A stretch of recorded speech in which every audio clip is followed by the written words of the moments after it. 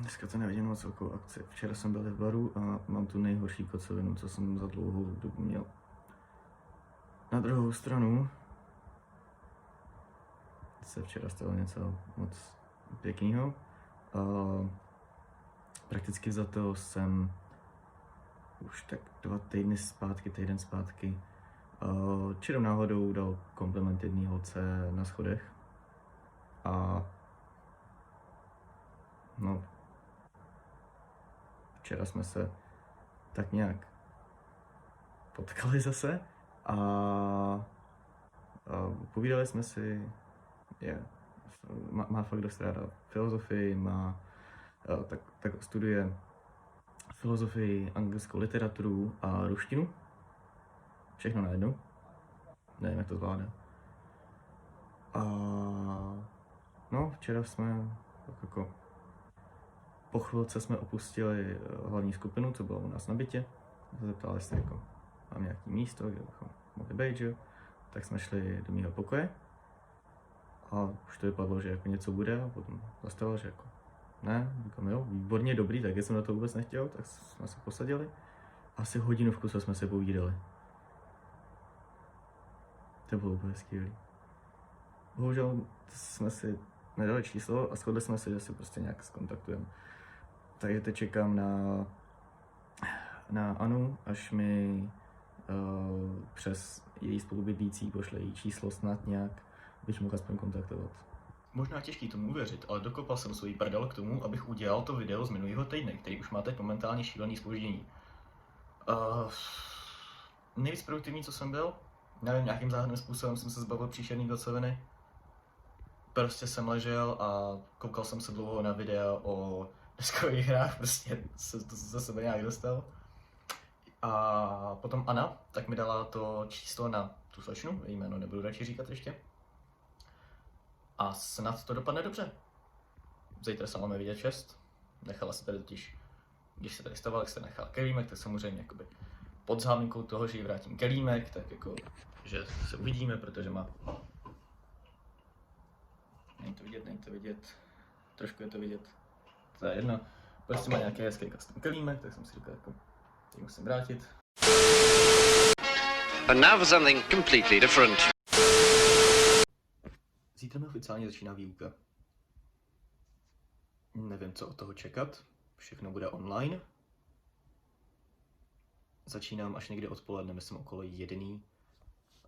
A začínám s Ecology and Conservation, myslím. Tak uvidíme. Hlavně uvidíme, kolik lidí tam bude, protože jsem to nezmínil předtím, ale mýho... Jak se tomu říká?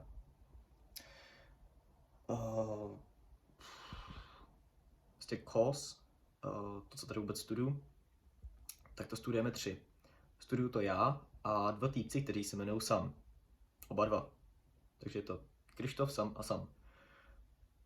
To není to nejlepší. Tenhle rok to studujeme 3. Applied Plant Science studujeme 3. A za 3 roky, co tady prakticky všechny 3 roky, co tady jsou, tak to studuje dohromady 9 lidí.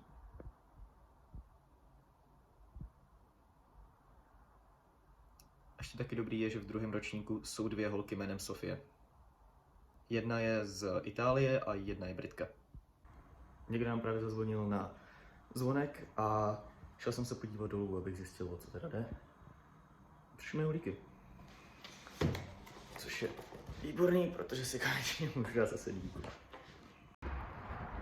Jedna z věcí, co ještě musím dneska stihnout udělat, tak je vyzvednout si svoji studentskou smartkartu. A ještě si musím vyzvednout ten kit. Tak teď momentálně proto jdu. Popravdě pořád nevím, jak přesně popsat ten univerzitní balíček, ale prakticky jde o nějaké věci, co mi dává univerzita, které by měly pomoct při studiu. A v mém případě jde o tablet s magneticky přidělatelnou klávesnicí a stylus k tomu a potom ještě můj laboratorní plášť. Laboratorní plášť jsem zatím nebyl schopnej vyzvednout vzhledem k tomu, že ho pořád ještě nepřivezli. For today's presentation, so then we don't have, is in principle. Jak jsem říkal, tak jsem si vyzvednul konečně svůj tablet od univerzity a moje první myšlenka bylo, že si stáhnu nějakou dobrou aplikaci na to, abych si mohl psát poznámky. Druhá byla, že si stáhnu osu, takže teď hraju osu.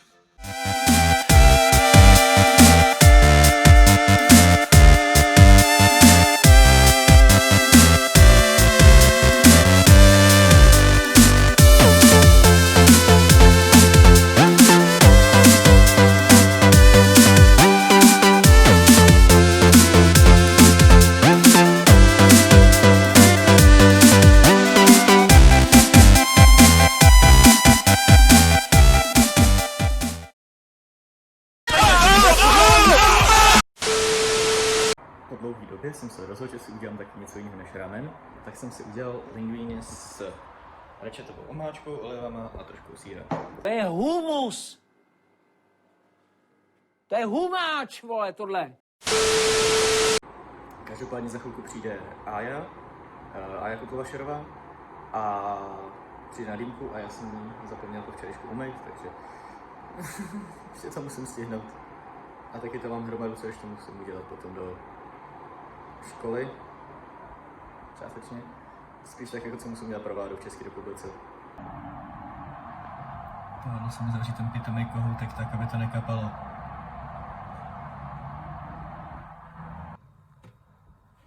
Toho nebylo málo, tak dneska spravili kohoutek a začal nám kapat boiler.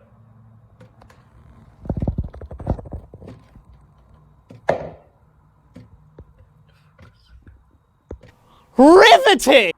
Už to mi právě přivezla za prvý, že jsem zaregistrovaný k doktorovi a za druhý tahle ten obrovský balíček. Poslala mamka, mám tam nějaký věci, tak to je strašně super. Přišlo to přesně tak, jak jsem potřeboval. Přišel jsem si novou procházku tady do blízkého corner store, abych si koupil něco na povzbuzení, protože musím napsat svůj pitomý cover letter, nebo spíš ho předělat za včerejška, abych se zažádal konečně o nějakou práci. Vypadá to, že tady nabírá Starbucks, tak se asi pokusím o Starbucks. A vzhledem k tomu, že zase tak moc práce tady není, hlavně kvůli koroně.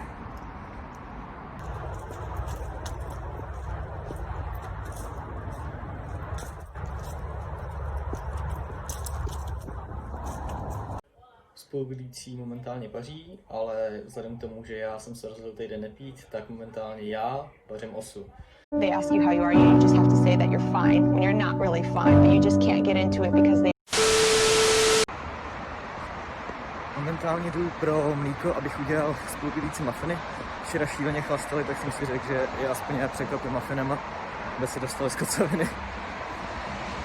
A mezi tím se snažím vymyslet, jak vůbec edituju tenhle vlog, protože se toho tenhle týden zase tak moc nestalo. Je sobota, což znamená, že zase edituju video. Konečně jsem si povedl zprovoznit OneDrive a konečně by to mohlo vypadat trošičku líp.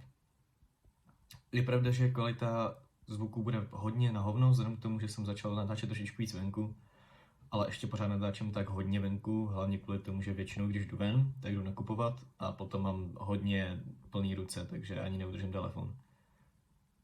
A výjimečně není vůbec nikdo v vlogu, vůbec, jsem to jenom já.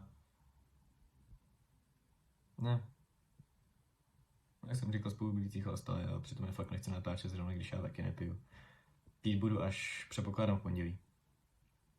Když to vydržím, což bych snad měl. That's all, folks.